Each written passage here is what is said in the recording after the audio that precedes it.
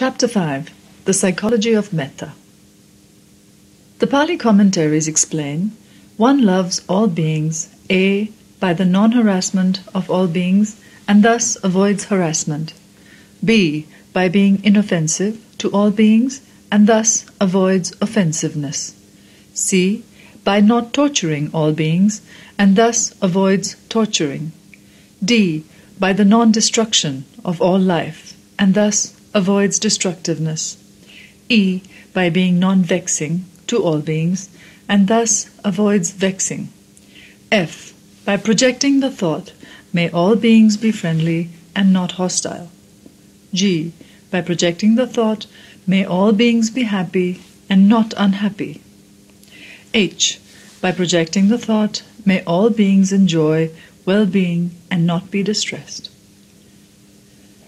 In these 8 ways, one loves all beings. Therefore, it is called universal love. And since one conceives within this quality of love, it is of the mind. And since this mind is free from all thoughts of ill will, the aggregate of love, mind, and freedom is defined as universal love leading to freedom of mind. From the above passage, it will be seen that Metta implies the outgrowing of negative traits by actively putting into practice the correlative positive virtues. It is only when one actively practices non-harassment towards all beings that one can outgrow the tendency to harass others. Similarly, it is with the other qualities of inoffensiveness, non-tormenting, non-destroying, and non-vexing in deed, word, and thought that one can outgrow the negative traits of being offensive, of tormenting others, of destructiveness, and of vexation. Over and above such positive conduct and principled way of life, one further cultivates the mind through that specific technique of meditation called Mettā bhavana, which generates powerful thoughts of spiritualized love that grow boundless, making consciousness itself infinite and universal. Thoughts that wish all beings to be friendly and never hostile, happy and never unhappy, to enjoy well-being and never be distressed, imply not only sublimity and boundlessness, but also utter freedom of mind. Hence the appropriateness of the expression, universal love leading to freedom of mind. As for the meanings of the 5 aspects opposed by Metta, harassment is the desire to oppress or damage. Offensiveness is the tendency to hurt or injure. Torturing is a synonym of the sadistic tendency to torment, subjecting others to pain or misery. Destructiveness is to put an end to or to finish, the trait of the extremist and the iconoclast. Vexing is to tax, trouble, or cause others worry and strain.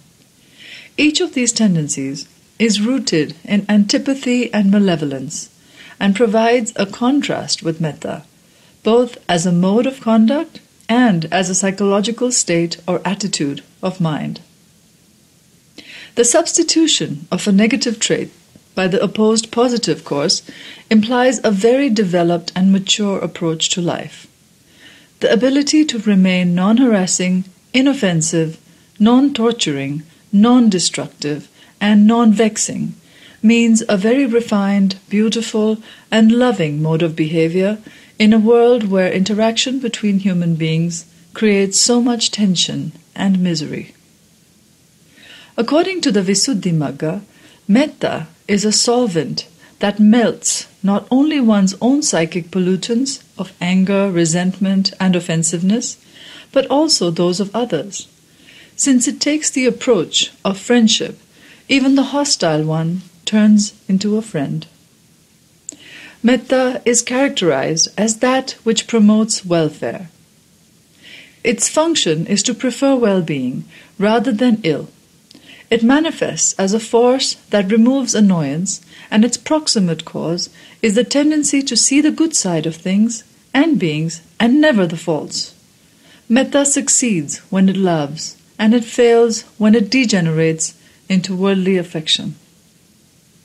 It will be clear from this analysis that only when one tends to see the good in people and prefers the welfare of others, and accordingly is inoffensive to remove any annoyance or hurt, and actively promotes well-being, does metta function as a solvent.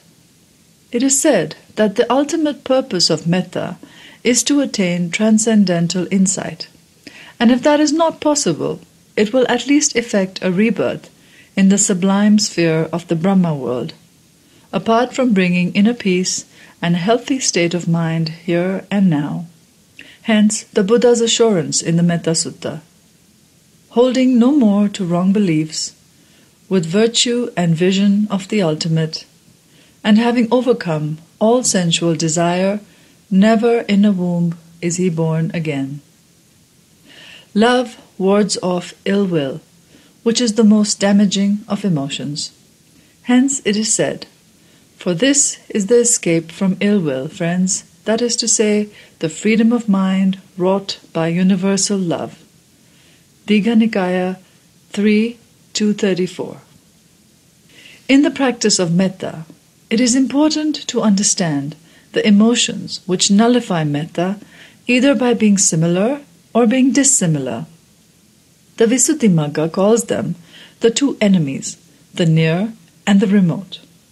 Greed, lust, worldly affection, sensuality, all these are said to be the near enemies because they are similar in tendencies.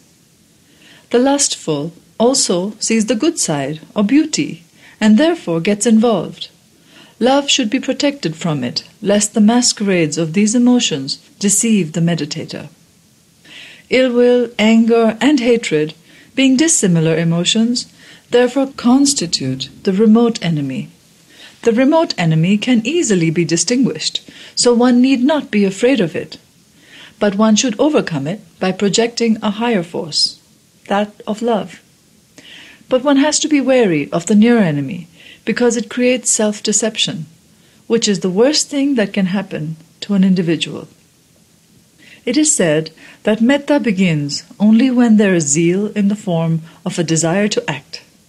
Having commenced through earnest effort, it can be continued only when the 5 mental hindrances, sensual desire, ill will, sloth and torpor, restlessness and worry, and doubt, are put down. Metta reaches consummation with the attainment of absorption, jhana.